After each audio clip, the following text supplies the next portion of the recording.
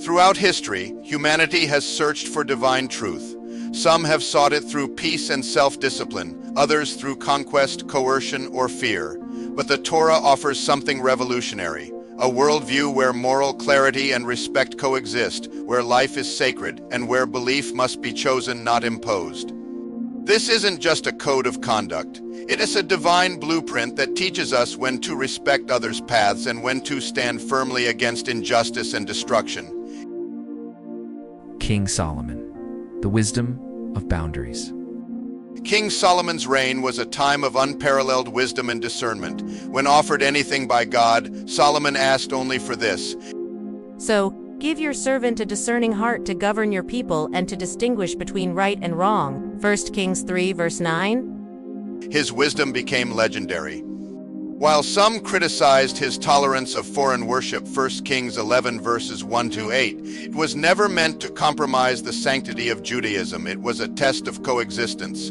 Solomon's example reminds us that respect does not mean surrender. It means knowing where to draw the moral line.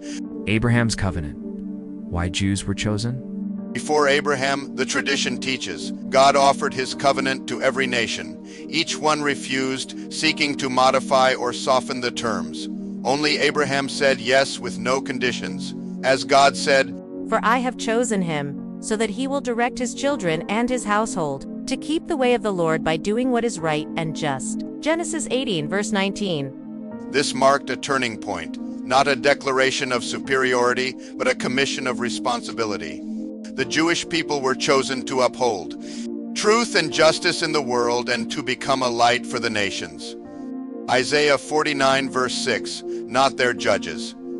Respecting other faiths until the line is crossed. Judaism teaches respect for other peoples and cultures, but that respect comes with guardrails.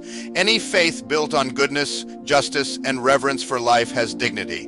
But when belief turns into brutality such as human sacrifice, Torah draws an unshakable boundary.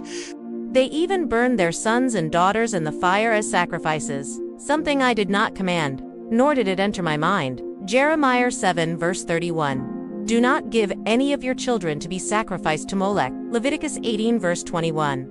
You must not worship the Lord your God in their way. Deuteronomy 12 verse 31. These aren't metaphors, they are moral absolutes. God will not tolerate a faith built on blood. The Jewish view on abortion. Mercy without moral erosion. In Torah law, abortion is not taken lightly. It is sometimes permitted when the mother's life is at risk or in rare, painful situations. But Judaism is clear. Life matters, even potential life. In Exodus 21 verses 22 and 23, if a woman miscarries from injury, the offender pays damages. It's not treated like murder, but it is treated as harm. And in Sanhedrin 4 verse 5, whoever saves a life, it is as if he saved an entire world. But here's the line. When abortion becomes habitual, dismissive, or convenient, it's no longer a tragedy. It becomes a disregard for life.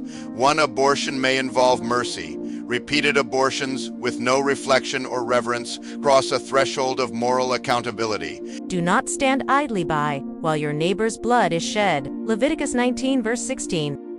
Judaism allows for compassion, but it does not allow for spiritual numbness. Free will and the absence of a devil. Unlike other traditions, Judaism does not believe in an external devil tempting us into sin. God created both light and darkness and gave humans free will. That's the whole test. I have set before you life and death, blessing and curse. Therefore, choose life. Deuteronomy 30 verse 19. Every choice we make is ours. There is no supernatural being pulling strings, only the Yetzer Hara, our inner urge towards self-interest, which we must learn to master. This is why Judaism never blames sin on possession or demonic influence. It sees moral failure as human and moral greatness as equally within reach. Christianity and Islam. Part of the plan? Christianity and Islam did not emerge by accident. They were allowed to spread under God's providence, not to replace the Torah, but to prepare the world to eventually recognize it. Though they diverged from the original path, they sparked conversations about God in lands where paganism once ruled. Billions came to understand prayer, divine judgment, and sacred text, even if distorted. This was not outside God's will. It was all part of the journey, and as prophesied, For out of Zion shall go forth the law, and the word of the Lord from Jerusalem. Isaiah 2 verse 3. not a new book, not a revised gospel. The Torah, No forced conversion. The path must be chosen freely.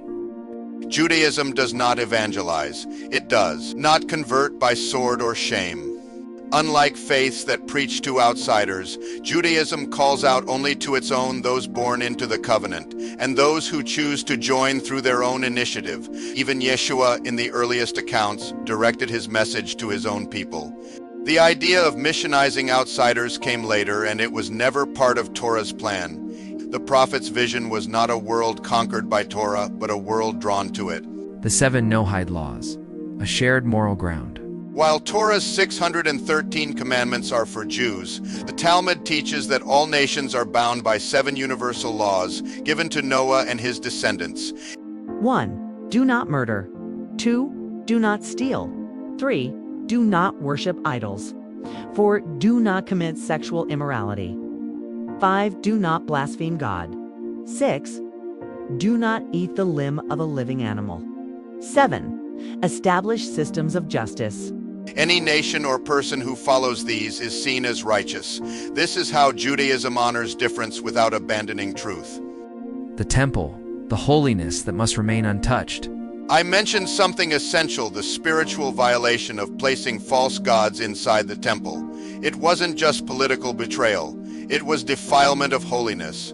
The temple was the intersection of heaven and earth. To bring idolatry into it was to poison the well. And just as the temple had boundaries, so too must a society devoted to God. We can live among others, but we cannot allow evil into our sacred center. The end of the journey.